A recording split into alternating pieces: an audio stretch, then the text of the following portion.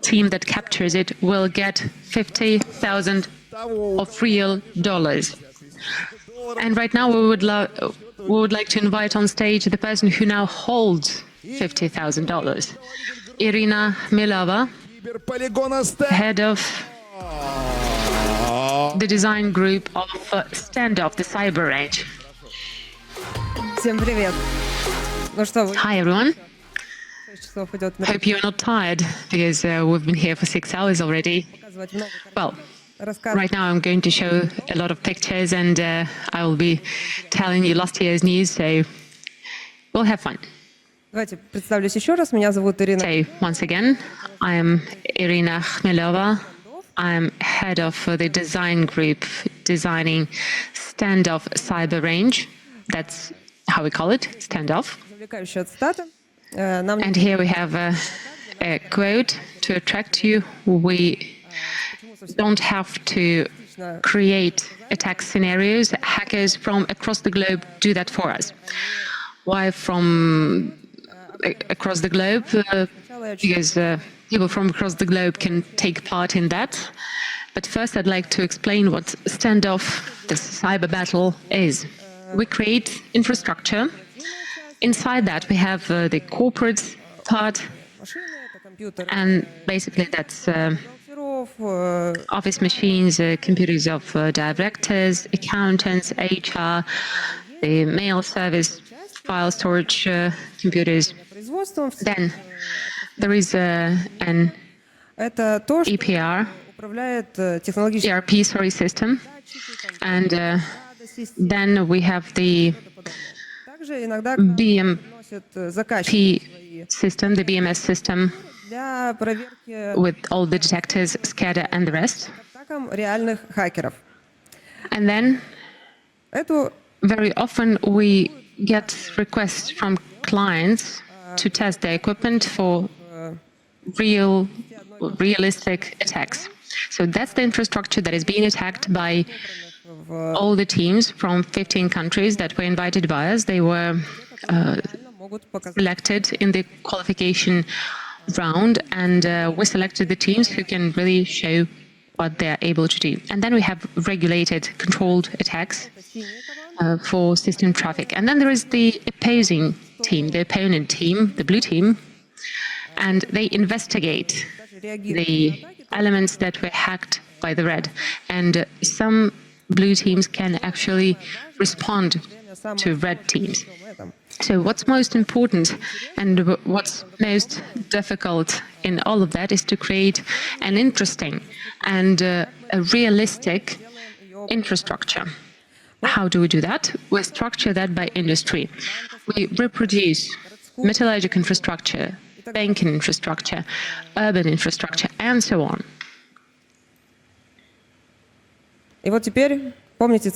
And now, you remember that quote that I gave you on the second slide, that hackers from across the globe work for us. We actually have several cornerstones that we reside on. First is the fact of being realistic. Why do we need, or why should we create new types of attacks if these attacks are happening and are performed by different hackers? You remember a couple of weeks ago, there were blackouts in Spain and Portugal. They proved, although that at that time it wasn't due to a hacker's attack, but in Venezuela back in 2019, one of the versions for a large-scale blackout was actually a hacker's attack. But the consequences of these blackouts are the same. Metro trains were stopped in these countries, transportation systems were down, fridges were out of power and they were down, medicines could not be stored in hospitals, and people who were in those hospitals couldn't use life-sustaining facilities. So that was really horrible. In airports, there were many cases when the flight schedule was switched off and the airport employees had to use blackboard and markers. And at one factories, metallurgical factories, hackers poured steel, and that's very difficult to respond to that kind of emergency. Another big hackers attack happened in 2005 in the US. A pipeline was attacked. That pipeline was transporting fuel from the western coast to the east, and hackers encrypted that pipeline infrastructure, and that infrastructure had to be switched off in order to prevent the spread of that attack. And the fuel stopped from running. It wasn't running in the pipeline for 5 days, and indeed, because of that, in the country, in several states, the state of emergency was announced because fuel was in deficit. And of course, the population in panic was running to fueling stations and buying as much petrol as they could. And they were pouring petrol into any vessels, including plastic bags. And supermarkets couldn't get supplies because they didn't have fuel for their trucks. So encryption resulted in this kind of consequences. So regularly we monitor different Telegram channels and we compile all that into those news compilations. And as soon as we need to recreate an industry, we open up our compilations and we try to reconstruct the real events that happened in the past. And then white hackers within our cyber range repeat the things that were performed illegally by black hackers in real life.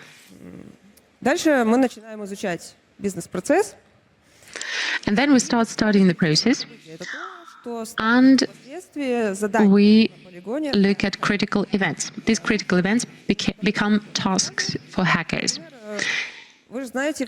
I'll cite an example here as well, and probably you know what oven is used at metallurgic facilities to melt ore, to get metal. And in order for the blast furnace to work, you need to supply hot air.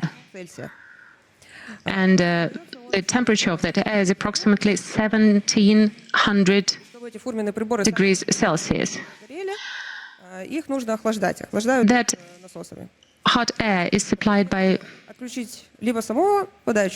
blasting devices. They need to be cooled. And if you stop the pumps cooling these blasting devices, then they get overheated, and these pumps can be stopped by hackers through the network.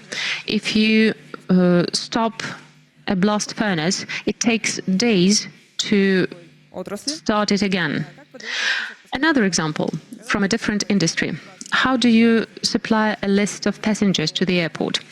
When you buy a ticket, the airline compiles the list of passengers of a certain air vessel and sends it to the airport one day before the departure. The hacker can replace the data that is sent by the airline to the airport, and if that's a small airline that has just a couple of aircraft, then it can be hacked, and then a person with the wrong papers or a wrong passenger can board the aircraft, and you can imagine what that can lead to. So we take these real events as tasks for our participants. We compile all that into a large research document, around 50 pages, and we add there the descriptions, pictures of vulnerabilities and controllers, corresponding controllers that we found, and that's the resulting research. But It's not enough to conduct this research and to have it. It's important to convey this information to the others.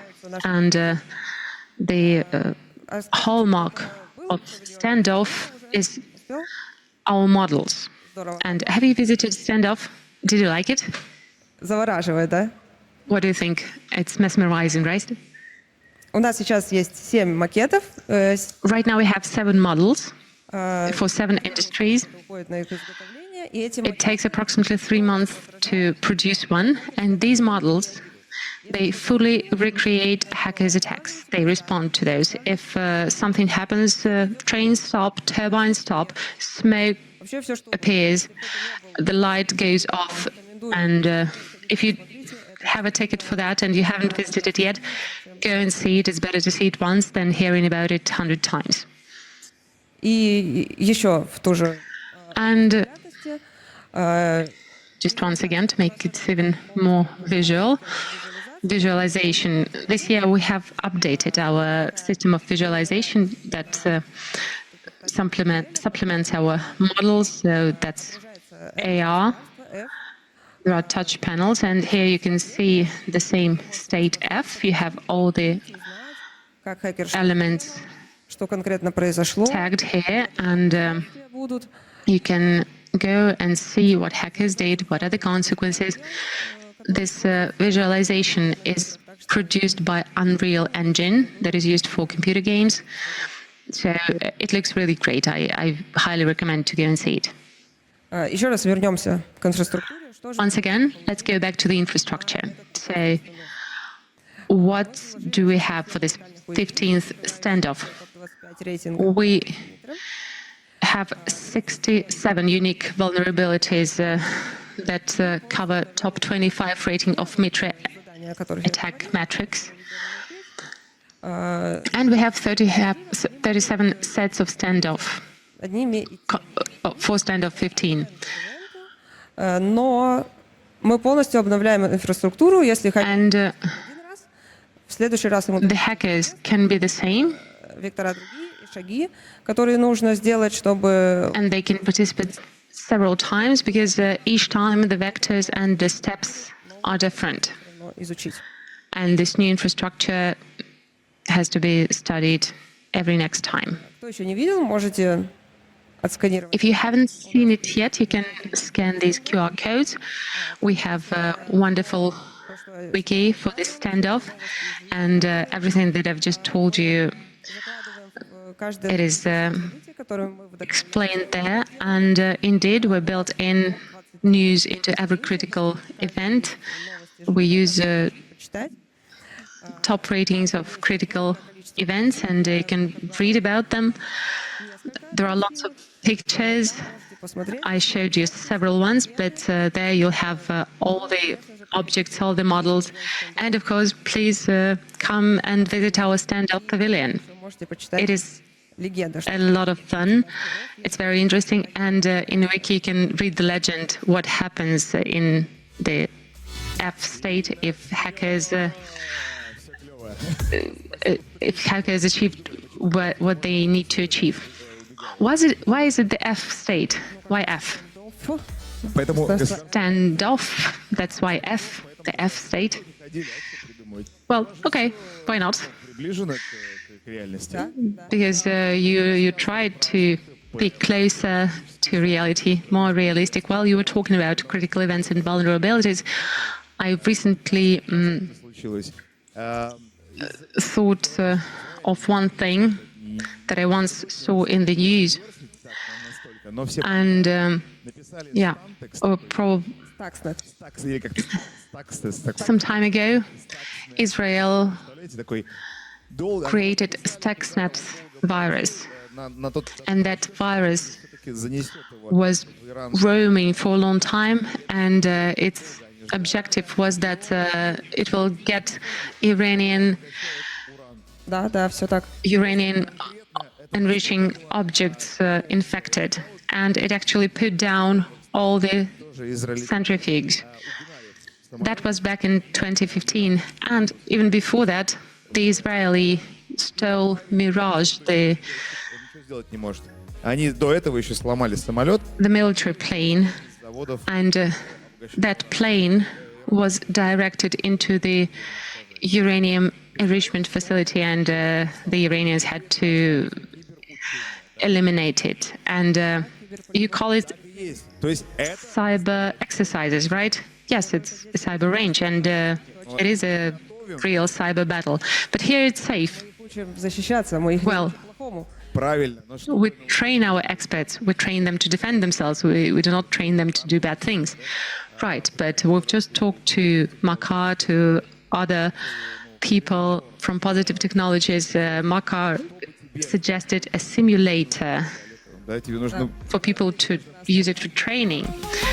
And in order to be a great expert, you need to think like a third team member. So cyber range is real exercises. And we are great